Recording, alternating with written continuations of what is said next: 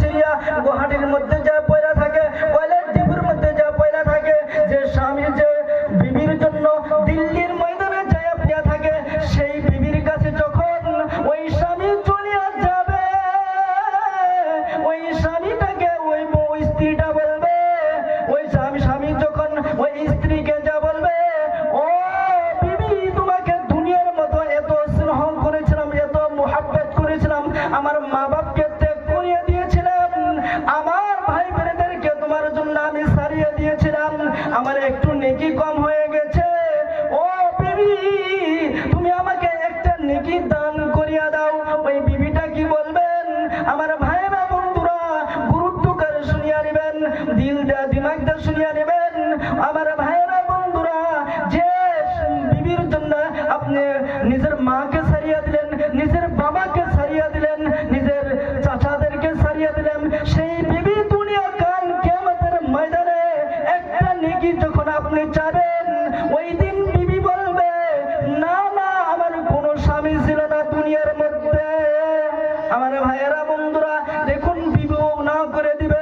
আমার ভাইয়েরা বন্ধুরা, যখন আল্লাহ তাবারক তাআলার কাছে যায় বলবে, আল্লাহ আমাকে একটাও নেকি দান করে নাই, তখন আল্লাহর নবী সাল্লাল্লাহু আলাইহি ওয়াসাল্লাম হাদিস শরীফের মধ্যে বলতেছেন, যখন নেকি ওই দিন মা বাবার কাছে একটাও নেকি পাইল না, তখন কোনে যাবে? হাদিস শরীফের মধ্যে আছে। আমার ভাইয়েরা বন্ধুরা, এরকম আযাব হবে, এরকম আযাব হবে কাল কিয়ামতের ময়দানে। আমার ভাইয়েরা বন্ধুরা, আমার শুনে রাখুন, জেনে রাখুন, আল্লাহর নবী সাল্লাল্লাহু আলাইহি ওয়াসাল্লাম বলছেন যে ময়দানে হাসর কিরকম হবে, কিরকম শাস্তি মোতাবেক হবে, শাস্তি হবে। আমার আল্লাহর নবী সাল্লাল্লাহু আলাইহি ওয়াসাল্লাম বলতেছেন, আমার ভাইয়েরা বন্ধুরা গুরুত্ব করে শুনিয়া নেবেন। আজকে আমরা দুনিয়া থেকে দেখতে পেয়েছি আকাশটা আজকে 500 কিলোমিটার উপরে, এই জমিনের থেকে আসমান আছে, কিন্তু কাল কিয়ামতের ময়দানে ওই আসমানটা কোন দিকে আসবেন, কতটুক নিচে আসবেন? আমার নবী সাল্লাল্লাহু আলাইহি ওয়াসাল্লাম বলছেন যে এতটুক পর্যন্ত নিচে চলে আসবে।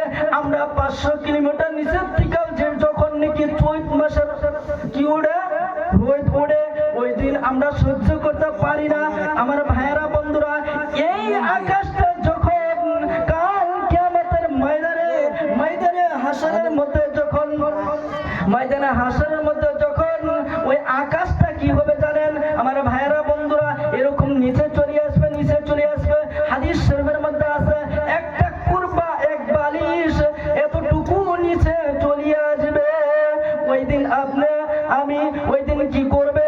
আল্লাহ নবী সাল্লাল্লাহু আলাইহি ওয়াসাল্লাম বলছেন, যে ব্যক্তি দুনিয়ার মধ্যে কি করছে, মা বাপকে ভাত দিয়েছে এবং কি করছে, নামাজ আদায় করছে এবং কি মসজিদ মাদ্রাসার মধ্যে কি দান খয়রাত করছে, ওদেরকে কি শাস্তি দিবে?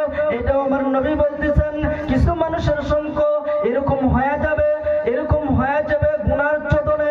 আমার ভাইয়েরা বন্ধুরা, আল্লাহর নবী সাল্লাল্লাহু আলাইহি ওয়াসাল্লাম ঘোষণা করলেন, কি ঘোষণা করলেন? ওই আকাশটা কতটুকু নিচে পর্যন্ত আসে যাবে, কতজনের এরকম ঘামের দ্বারাই, গুনার দ্বারা এরকম পসিনা হয়ে যাবে, কারো পায়ের টাকনো পর্যন্ত হয়ে যাবে, কারো মাঞ্জা পর্যন্ত হয়ে যাবে, কারো বুক পর্যন্ত হয়ে যাবে, কারো সাঁতার পারতে থাকবে ওই কাল কিয়ামতের ময়দানে।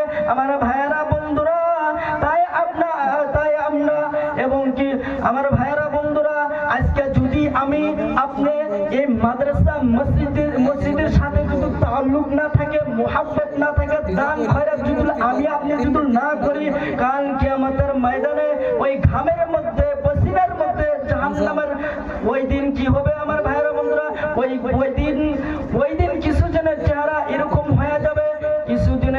এরকম হয়ে যাবে, যে নুরানি নেকড়া চমকেতে থাকবে, যেরকম আমরা সিতারাকে দেখতে পারি, চাঁদকে দেখতে পারি, এরকম ভাবে কিছু জনের চেহারা কি হবে জানেন? এরকম ভাবে চমকেতে থাকবে। কাদের চেহারা চমকেতে থাকবে? এটাও আমার আল্লাহ তাবারক তাআলা কোরআনের মধ্যে বলতেছেন, ওই ব্যক্তি, যে ব্যক্তির নাকি দুনিয়ার মধ্যে মসজিদের সাথে তাল্লুক রাখছে, মাদ্রাসার সাথে তাল্লুক রাখছে এবং কি নামাজ আদায় করছে, ওই ব্যক্তির চেহারা নুরানি হয়ে যাবে। আর যে ব্যক্তি নাকি মাদ্রাসা মসজিদের মধ্যে তাল্লুক রাখে না এবং কি দান খয়রাত করে নাই, ওদেরকে আল্লাহ তাবারক তাআলা এরকম চেহারা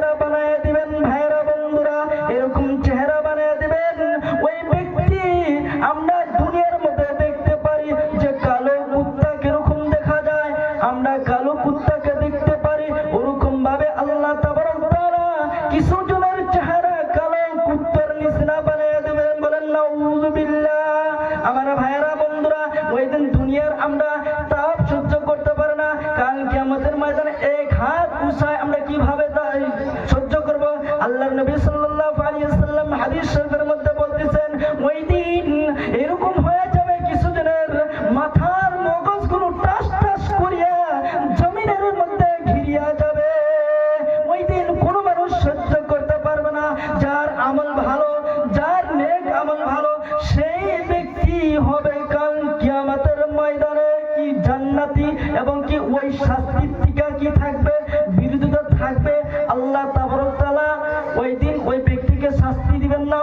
আমার ভাইয়েরা, বন্ধুরা, আমি যা কিছু বললাম এবং কি এর মধ্যে কোনো কথার মধ্যে ভুল ত্রুটি হইতে পারে,